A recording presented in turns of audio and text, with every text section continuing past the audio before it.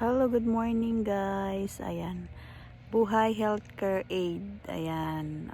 Ano oras dito ngayon is 9:38 in the morning. We are here in the park kasama ng aking client.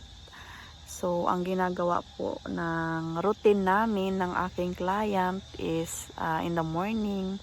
Ayun, pagdating ko ng 8 o'clock, yun, ginigising ko siya. Nakahoyer na kasi siya. Nakahoyer na siya. It means hindi na siya hindi na siya nakakatayo or nakakalakad ng mag-isa. So, kailangan binabangon namin siya sa bed with gamit yung Hoyer na machine. So, yung aming routine in the morning, so pagdating ko ng 8 o'clock, tinatayo ko na siya, nililinisan ko na siya, pinapalitan ng diaper, tapos ini-sponge bath ko siya. Kasi once a week na lang siyang naliligo kasi mahirap na nga siya paliguan dahil hindi na siya nakakalakad. So, dati twice a week. Nung naglalakad pa siya, twice a week ko siyang pinapaliguan. But now, hello mama, I love you. And now, You're beautiful. you're beautiful mama. Once na lang siya. Tapos, hindi pwedeng isa lang ang nagpapaligo guys kasi baka mahulog siya or maslide siya sa commode. So, kailangan dalawa.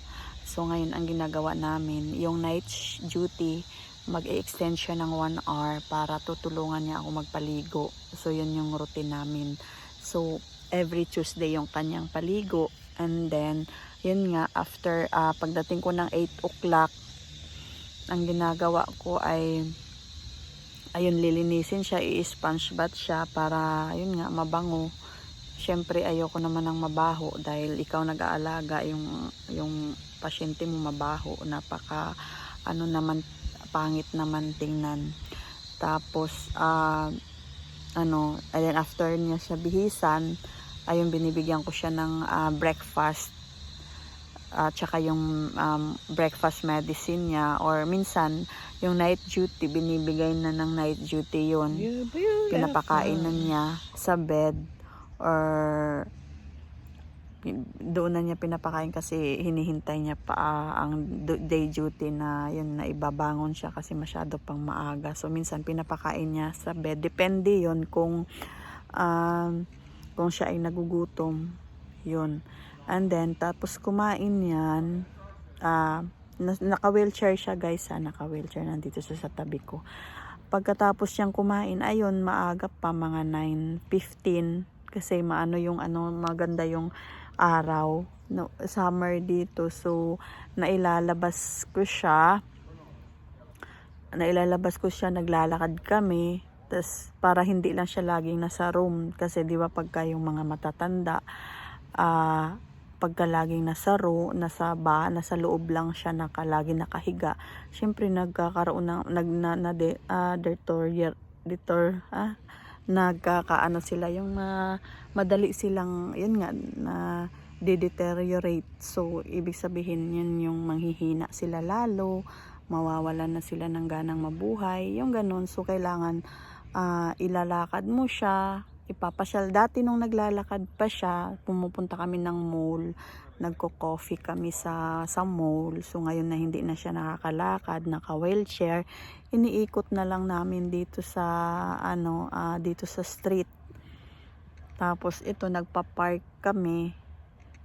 Wala pang masyadong mga bata kasi usually sa hapon sila nagsisilabasan yung mga bata kasi nag-i-enjoy siya pagka maraming batang naglalaro.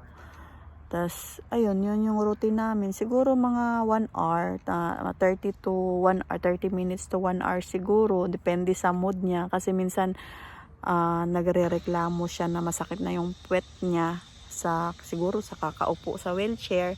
Nag-aano na siya guys, gusto na niyang umuwi. You're beautiful mama. I love you mama. Very sweet. Kaya ako nagtagal sa kanya kasi ano siya, yung family nila very, alam mo yun, maano yung pamilya nila, mabait, napakabait ng family nila. So siguro nakailang years na ba ako, siguro magfo 4 years na ako sa kanya. Though, so imagine, 'di ba, 4 years, matagal-tagal na rin na ayun You're magkasama kami. beautiful. You're beautiful, mama. You're beautiful. You're also beautiful. Napaka ano niya, napaka sweet, napakabait. Minsan, syempre, hindi mo maiwasan na minsan nag-aano siya, yung may masakit sa kanya. Pagka tinatouch mo siya, nagagalit siya. Minsan nang ano siya, nanghahampas siya. Pero mamaya magsusorry naman siya. Ayan guys. Kaya yun yung routine namin. Then after that, mga pag-uwi namin mamaya, paiinumin ko ng tubig, tapos ihihiga ko siya ibabalik ko na siya sa bed. Tapos after mga 2 hours, 10, 11, 12, mga 2.5 hours, iaano natin, tatayo ulit natin kasi magla-lunch siya. So ganun ang laging routine. Tapos change position kasi kailangan every 2 hours naka-side siya kasi yung That's kanyang me. puwet nagkakaroon ng blister, yun siyempre, 'di ba, pagka laging hindi na gumagalaw, nagkakaroon ng sugat na yung puwet, nagkaka-bed sore, yun. So una blister muna, tapos puputok na siya, magiging bed sore, kaya inaalagaan naming mabuti. Kaya very lucky din yung alaga ko kasi yung kami nga lahat na worker, mga healthcare aid, so very siya, alaga siya guys.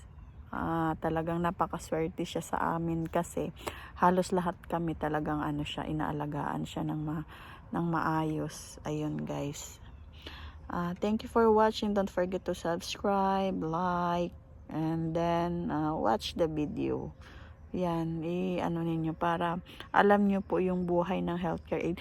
Yung sa nursing home, iba naman din yung mga routine doon kasi madamihan doon. Medyo hindi ka nakakapagpahinga doon kasi nga sa dami kasi I was working 6 years sa nursing home.